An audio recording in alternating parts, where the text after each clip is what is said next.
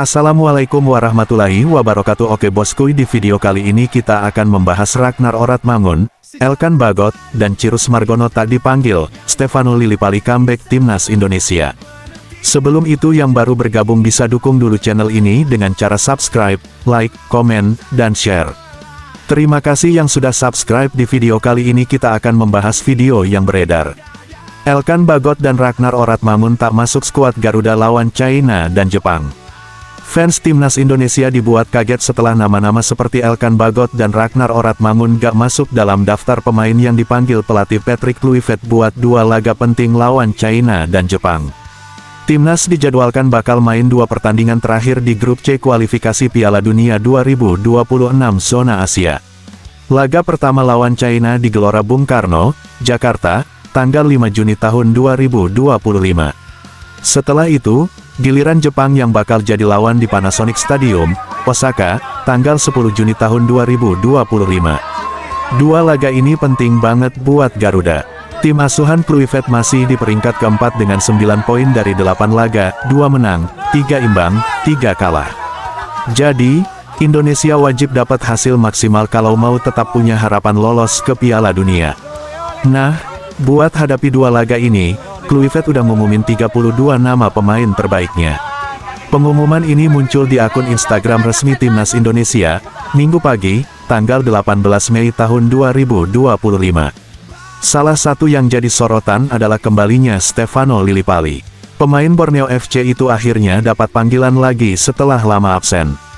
Di Liga 1 musim ini, Lillipali udah main 22 kali, bikin 5 gol dan 6 assist bareng pesut etam. Selain Lillipali, ada juga beberapa nama andalan yang biasa jadi langganan Timnas, seperti Maarten Paes, JIZes, Justin Hubner, Rizky Ridho, Tom Haye, Marcelino Ferdinand, Ivar Jenner, sampai Ole Romeni. Tapi yang bikin netizen heboh adalah absennya Elkan Bagot, Ragnar Oratmangun, dan Chirus Margono. Banyak fans langsung bereaksi di kolom komentar postingan Timnas. Ada yang bilang, "Ayuro kaget masih pagi, tiba-tiba Garuda kaleng." Ada juga yang langsung merayakan, Stefano Lillipali is back. Beberapa netizen mempertanyakan kenapa Elkan gak dipanggil, padahal dia udah terlihat di Bali.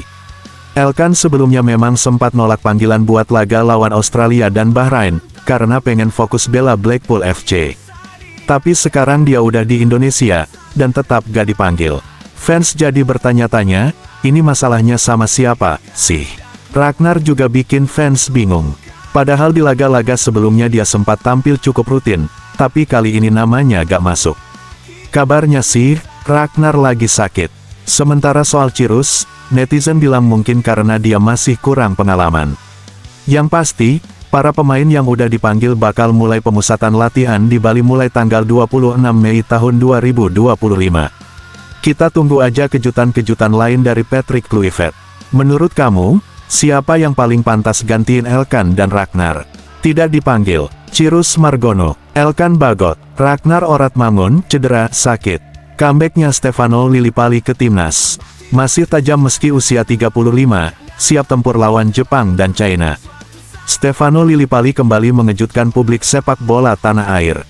Namanya masuk dalam daftar 32 pemain sementara yang dipanggil pelatih Patrick Kluivert buat bela Timnas Indonesia di dua laga terakhir grup C kualifikasi Piala Dunia 2026 zona Asia.